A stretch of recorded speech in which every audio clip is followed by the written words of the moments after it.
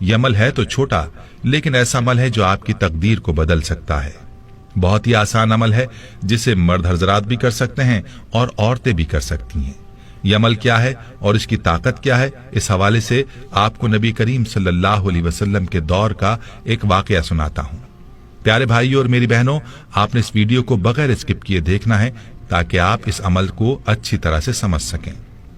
روایات میں آتا ہے کہ نبی کریم صلی اللہ علیہ وسلم نے اپنے ایک صحابی سے پوچھا کہ کیسے دن گزر رہے ہیں، تو صحابی نے عرض کیا، یا رسول اللہ صلی اللہ علیہ وسلم کیا بتاؤں، بہت ہی مفلسی اور غربت کے دن ہیں۔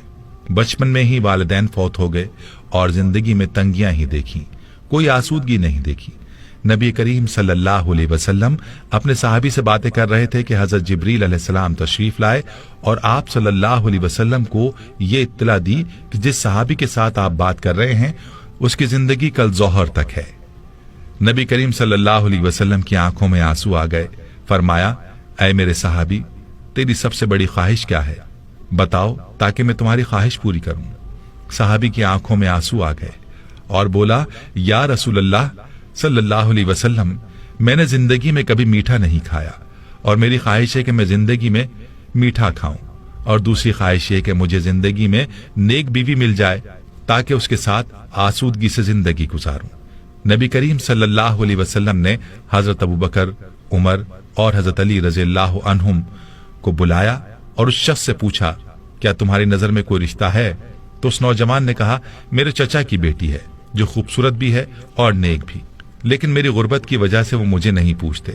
تو نبی صلی اللہ علیہ وسلم نے اس کے چچا کو بلایا اور فرمایا کہ تم اپنی بیٹی کا رشتہ اس صحابی کو دے دو جو تمہارا بھتیجا ہے، اور فرمایا کہ میں نے اس کا نکاح تمہاری بیٹی کے ساتھ کر دیا ہے۔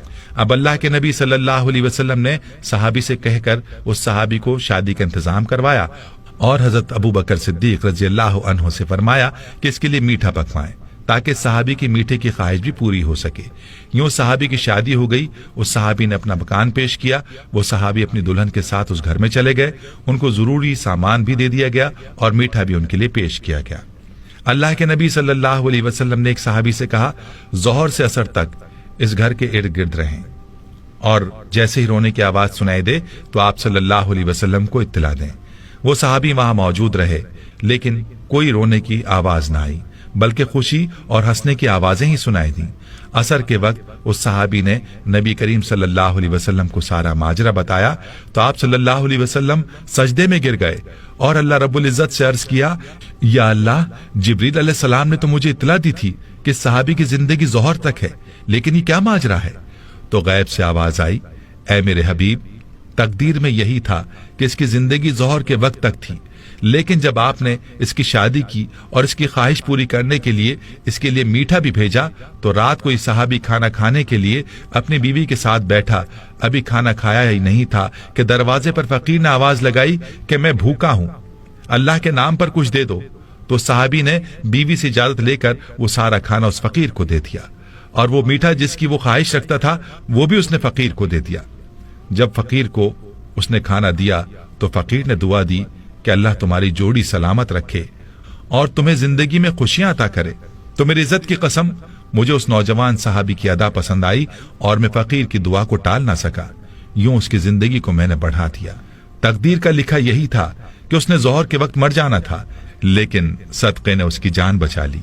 پیارے بھائیوں اور میری بہنوں، یاد رہے کہ صدقے میں اور دعا میں اللہ نے بڑی طاقت رکھی ہے۔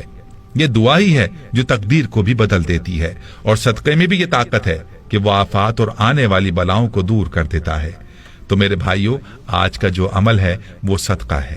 آپ نے اپنے مسائل کے حل کے لیے صدقہ کرنا ہے، اپنی پریشانیوں کو صدقے سے دور کرنا ہے، اور صدقہ بھی ایسا ہو جو کہ ضرورت مندوں کی ضرورت کو پورا کرے۔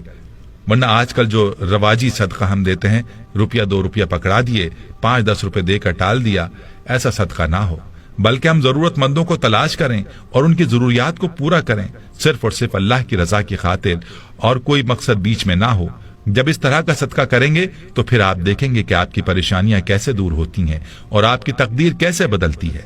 ہمیں چاہیے کہ اپنے ارد گرد رشتہ داروں میں دیکھیں کون ہے جو نادار ہے، جو مفلس ہے، اس کی مدد کریں، اور اپنے دروازے پر آنے والے فقیر کو ہم خالی نہ لوٹائیں بلکہ اس کی ضرورت کو پورا کریں۔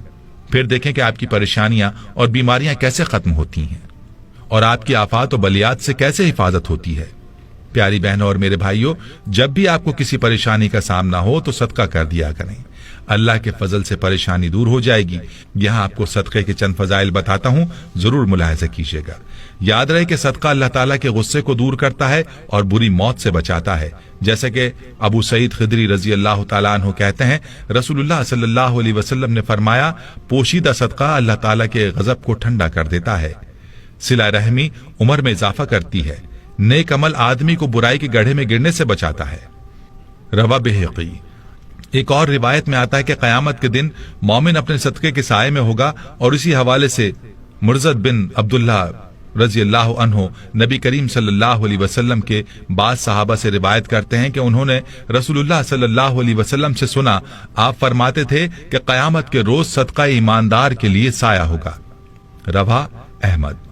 और याद रहे कि मामूली चीज का सदका भी आग से बचा सकता है, जैसा कि पहले भी जिक्र किया गया कि एक खजूर भी अगर इखलास के साथ अल्लाह की राह में दे दी जाए तो उसका अजर भी पहाड़ जितना होगा।